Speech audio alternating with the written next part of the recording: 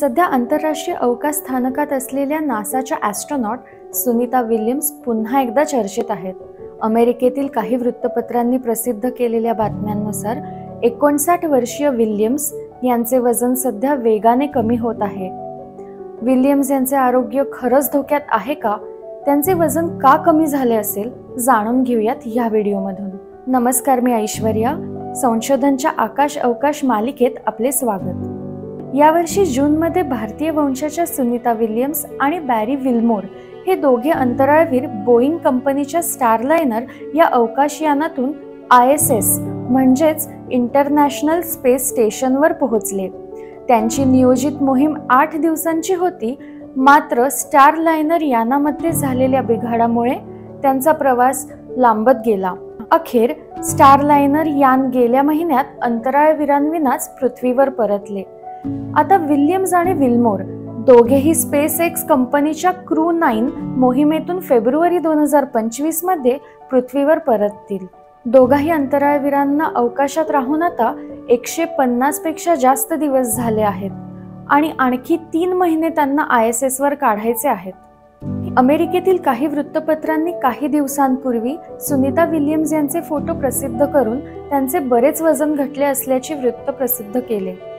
त्या बातम्यांमध्ये त्यांनी विल्यम्स यांच्या आरोग्याविषयीची चिंता व्यक्त केली, मात्र नासाने लगेचच त्या वृत्ताचे खंडन करून विल्यम्स यांची तब्येत ठीक असून अंतराळवीरांच्या आरोग्याला सर्वोच्च प्राधान्य असल्याचे स्पष्टीकरण दिले. वृत्तपत्राच्या म्हणण्यानुसार नासातील सूत्रांकडूनच त्यांना विल्यम्स यांच्या आरोग्याची माहिती मिळाली होती.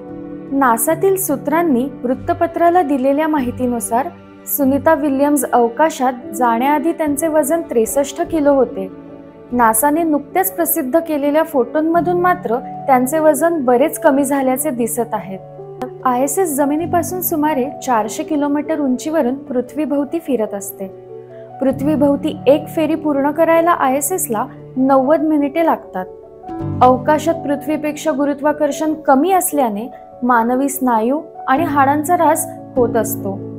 त्यातही महिला अवकाश यात्रींमध्ये स्नायू आणि हाडांचा ऱ्हास जास्त प्रमाणात होतो. यावर उपाय म्हणून अवकाश यात्रींनी दिवसाला 4000 कॅलरी मिळेल इतके अन्न घेणे आवश्यक असते.